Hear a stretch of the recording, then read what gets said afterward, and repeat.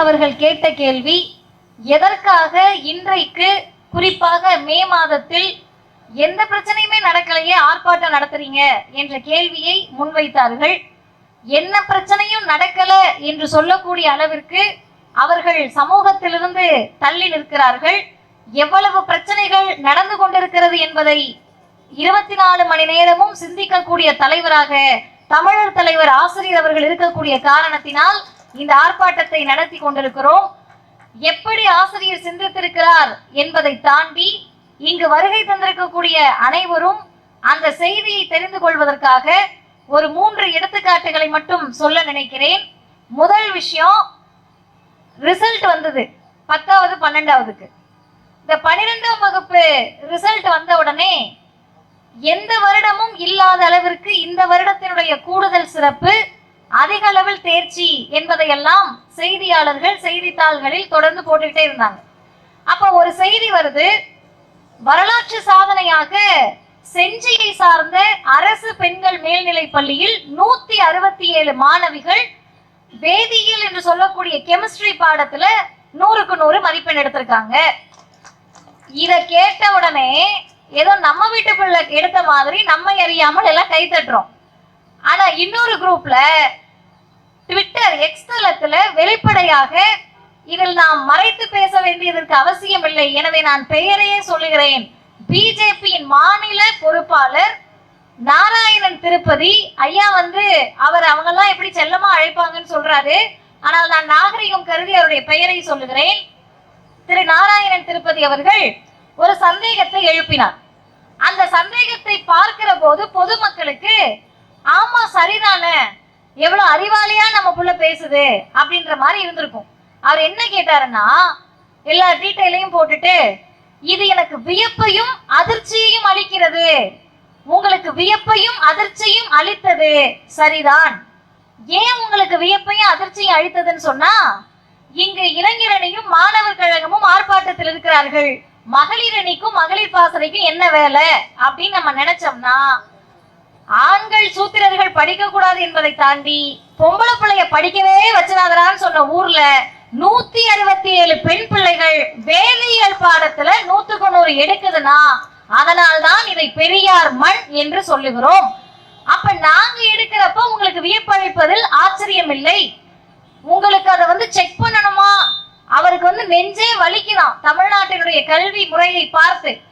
ஏன் நெஞ்சு வலிக்குதுன்னு கேட்டா, 100 வருஷமா அவ வீட்டு புள்ள மட்டும் மருத்துவர் ஆனப்ப நெஞ்சு வலிக்கல, நம்ம வீட்டு புள்ள ஆகிறப்ப நெஞ்சு வலிக்குது. 100 வருஷமா அவ வீட்டு புள்ள எல்லாம் இன்ஜினியர் ஆனப்ப கட்டிடம் எல்லாம் நல்லா இருந்துச்சு, இன்னைக்கு எங்க வீட்டு பிள்ளையும் உங்க வீட்டு பிள்ளையும் நின்னு கேட்டுட்டு இருக்கவங்க பிள்ளையும் பிசி எம்பிசி எஸ்சி எஸ்டி வீட்டு பார்ப்பனர் அல்லாத வீட்டு பிள்ளைகள் பொறியாளர்களாக மாறுகிற போது எங்க பார்த்தாலும் இன்ஜினியரிங் காலேஜா தெரியுது.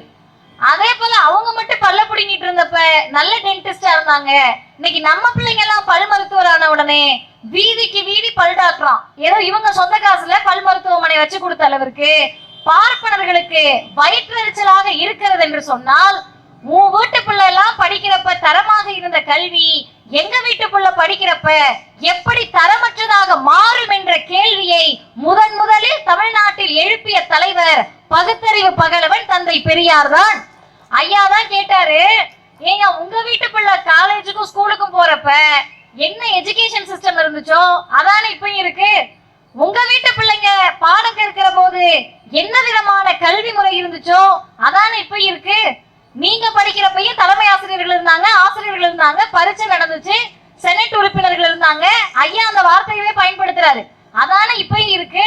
ஆனா நீங்க படிக்கிறப்ப தகுதி திறமை தேவைப்படல, நாங்க படிக்கிறப்ப தகுதி திறமை தேவைப்படுதுன்னா நீ சொல்லக்கூடிய தகுதியும் திறமையும் பச்சை அயோக்கியத்தனம் என்று சமூகத்திற்கு சொன்ன தலைவர் தந்தை பெரியார். அந்த வழியில் தான் இன்றைக்கு நாம் பிஜேபி வகைராக்கள், ஆர்எஸ்எஸ் வகைராக்கள் ஐயோ எப்படிங்க மார்க் எடுக்கிறீங்கன்னு எங்களை பார்த்து கதறதுக்கு முன்னாடி, எப்படிங்க பிசிக்ஸ் கெமிஸ்ட்ரியில 14 மார்க் எடுத்துட்டு நீட் பரீட்சையில 700 மார்க் எடுப்பீங்கன்னு குஜராத்தில் போய் கேள்வி கேளுங்கள். ஐஏஎஸ் ஐபிஎஸ் சிவில் சர்வீஸ் எக்ஸாம்ல ரிட்டன் எக்ஸாம்னு சொல்லக்கூடிய எழுத்து தேர்வுல கம்மி மார்க் எடுத்துட்டு நேர்முக தேர்வில் முதுகை தடவி பார்த்து நூல்களாக இருக்கக்கூடிய இடபிள்யூஎஸ்க்கு எப்படிங்க அதிக மார்க் போடுறீங்கன்னு அவர்களை போய் கேள்வி கேளுங்க.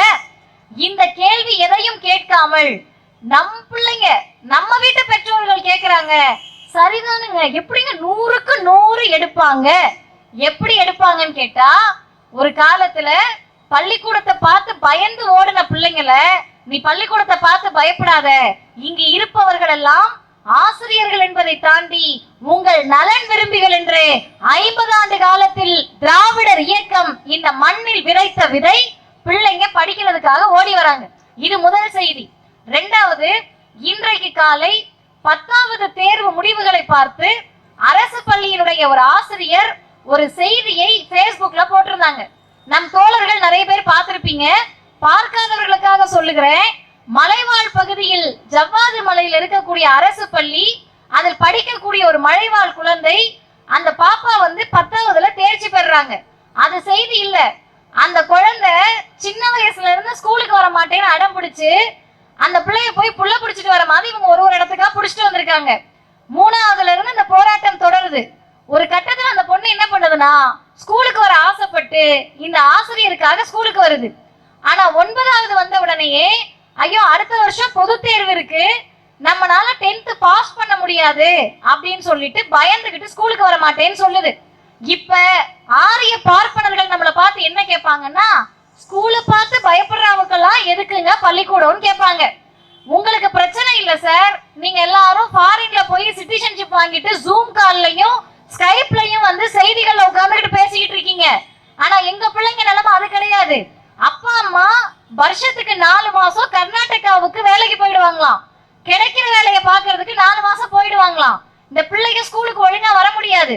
அந்த சூழலில் அந்த ஆசிரியர் போயிட்டு அந்த குழந்தையை பேசி அழுது ஆர்ப்பாட்டம் பண்ணி, யாரு பிள்ளை இல்ல ஆசிரியர், அழுது ஆர்ப்பாட்டம் பண்ணி எப்படியாவது வந்துருமான பள்ளிக்கூடத்துக்குள்ள கூட்டிட்டு 10வது பரீட்சை எழுத வச்சு 4 மாதங்கள் வருடத்தில் ஏதோ ஒரு இடத்தில் ஏதோ ஒரு மூலையில் கூலி வேலை பார்க்கக்கூடிய பெற்றோர் வீட்டு புள்ள இன்னைக்கு தமிழ்நாட்டில் 10வது தேர்ச்சி பெற்றிருக்கிறாள். 11வது 12வது அந்த புள்ள படிக்கும்.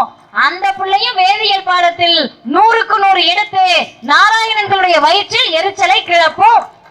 இதை தாங்கிக்க முடியாம தான் பெயர் வைத்திருக்கிறார்கள் புதிய கல்விக் கொள்கை. இதுக்காக தான் நீங்க எல்லாம் படிச்சு 10வது 12வது வந்தாங்கன்னா தேர்ச்சி வைக்கணும், 5வது 8வதுல பொது தேர்வு வைக்கிறோம், பப்ளிக் எக்ஸாம் வைக்கிறோம், வீட்டுக்கு போங்கன்னு தேசிய கல்விக் கொள்கைன்னு சொன்னாங்க, புதிய கல்விக் கொள்கைன்னு சொன்னாங்க.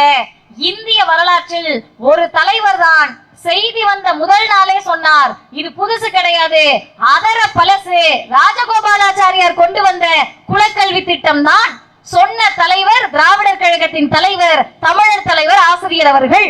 3வது செய்தி, நீட் தேர்வு அப்படின்னு சொல்றோம்.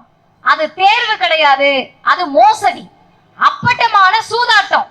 பரீட்சை ஹாலுக்குள்ள போய் ABCD அப்படின்னு ஆப்ஷன் இருக்கு, அப்ஜெக்டிவ் டைப் 1 மார்க் கொஸ்டின்லனா கண்ணை மூடிக்கிட்டு ஏஏஏவா போட்டாலே பாதி மார்க் வந்துடும், இல்ல பிபிபியா போட்டா பாதி மார்க் வந்துடும்.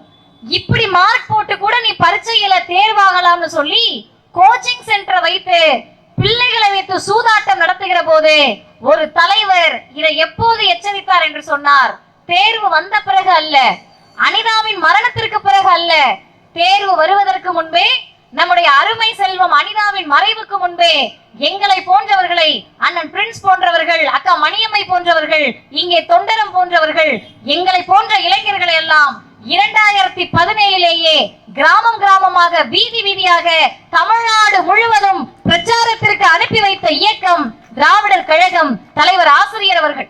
அந்த உணர்வில் சொல்லுகிறோம். இன்னைக்கு ஏங்க ஆர்ப்பாட்டம் நடத்துறீங்கன்னு சொன்னா, இன்னைக்கு இல்லைங்க, 50 வருஷமா போராடிக்கிட்டு இருக்கோம். இன்றைக்கு இன்னும் அதிகமாக போராடுகிறோம். காரணம், பழைய கல்விக் கொள்கையை புதிய கல்விக் கொள்கை என்று பிஜேபி RSS சனாதனம் வியாபாரம் செய்ய வந்திருக்கிறது. நீட் என்ற பெயரால் தமிழ்நாட்டின் மருத்துவ சுகாதார கட்டமைப்பை சீர்குலைக்க வந்திருக்கிறது. மும்மொழி திட்டத்தை பற்றி நான் அதிகமாக சொல்ல தேவையில்லை. இந்தி படிச்சு உருப்படாத மாநிலங்களுக்கு மத்தியில் தமிழும் ஆங்கிலமும் படித்து கல்வியில் நம்பர் 1 தமிழ்நாடு இருக்கிறது. அதுவே போதுமான செய்தி. இப்படி இது அனைத்தையும் எதிர்த்து இன்றைக்கு நாம் ஆர்ப்பாட்டம் நடத்துகிற போது அனைவருக்கும் ஒரு கேள்வி எழும். இந்த ஆர்ப்பாட்டத்தின் விளைவு என்னவாக இருக்கும்?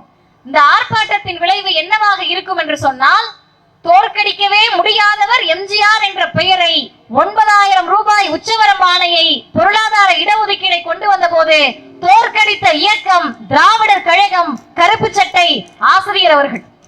69% இடஒதுக்கீடு எந்த மாநிலத்திலும் சட்டமா இல்ல, உங்களாலையும் கொண்டு வர முடியாதுன்னு சொன்னப்ப இந்த படையை வைத்துதான் தமிழர் தலைவர் ஆசிரியர் 69% இடஒதுக்கீடை பெற்று தந்தார்.